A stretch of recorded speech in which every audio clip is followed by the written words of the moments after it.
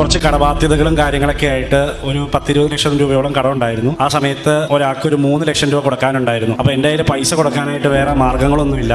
അയാൾ വീട്ടിലോട്ട് വരും, പ്രശ്നമാക്കും എന്നുള്ള രീതിയിൽ പറയുകയുണ്ടായി. അപ്പോൾ ഞാൻ ജോലി ചെയ്യുന്ന കോളേജിൽ നിന്ന് ഞാൻ ഹാഫ് ഡേ എടുത്തിട്ട് പുറത്തിറങ്ങിയിട്ട് ഇനി എങ്ങോട്ട് പോകണം, എന്ത് ചെയ്യണം എന്നൊന്നും അറിയില്ലായിരുന്നു. മൊത്തത്തിൽ ആകെ ഒരു കൺഫ്യൂഷനായിട്ട് നിൽക്കുമ്പം എനിക്ക് മനസ്സിൽ തോന്നി കൃപാസനം വരെ പോകാമെന്ന് കരുതി. ഒരു വൈകുന്നേരം ആയപ്പോഴാണ് ഇവിടെ എത്തിയത്. അപ്പോൾ ഇവിടെ ഏകദേശം ഉടമ്പടിയൊക്കെ കൊടുത്തു കഴിഞ്ഞായിരുന്നു. അപ്പോൾ അവിടെ ചെന്ന് കഴിഞ്ഞപ്പം അവിടെ ഉണ്ടായിരുന്ന അവിടുത്തെ ചേട്ടൻ എനിക്ക് ലാസ്റ്റ് ഒരു ഉടമ്പടിയുടെ ഒരു നമ്പർ തന്നു. അതുമായിട്ട് ഞാൻ രാത്രി വരെ ഇവിടെ ഇരുന്ന് ഏറ്റവും ലാസ്റ്റ് ഉടമ്പടി എടുത്തിട്ടാണ് ഞാൻ പോയത്. അപ്പം ഈ പൈസ കൊടുക്കാനുള്ള ആൾക്ക് പൈസ കൊടുക്കാനില്ല, അയാൾ വീട്ടിലിട്ട് വരും എന്ന് പറഞ്ഞിട്ടാണ് ഞാൻ അവിടെ നിന്ന് പോകുന്നത്, ആരോടും പറയാതെ. അപ്പോൾ ഞാൻ വീട്ടിൽ തിരിച്ചെത്തിയപ്പോൾ 11:30 അതുവരെ എന്നെ ആരും വിളിച്ചില്ല, ഈ പൈസയുടെ കാര്യം ചോദിച്ചില്ല. പിറ്റേ ദിവസം രാവിലെ ഞാൻ ആ ചേട്ടനെ അങ്ങോട്ട് തിരിച്ചു വിളിച്ചു. അപ്പോൾ എൻ്റെ ഒറ്റ പൈസ പോലും കൊടുക്കാനും ഇല്ല, ഒന്നുമില്ല. അപ്പോൾ ഞാൻ കാര്യങ്ങൾ പറഞ്ഞപ്പോൾ പുള്ളി എന്നോട് പറഞ്ഞു പൈസ തരാനായിട്ട് പയ്യെ തന്നാൽ മതി, സാവകാശം തരാമെന്നുള്ള രീതിയിൽ പറഞ്ഞു. പിന്നെ വേറെ കുറേ കടങ്ങളുണ്ടായിരുന്നു. അപ്പോൾ എനിക്ക് ഒരു പൂർണ്ണമായിട്ടൊരു വിശ്വാസം ഉണ്ടായി.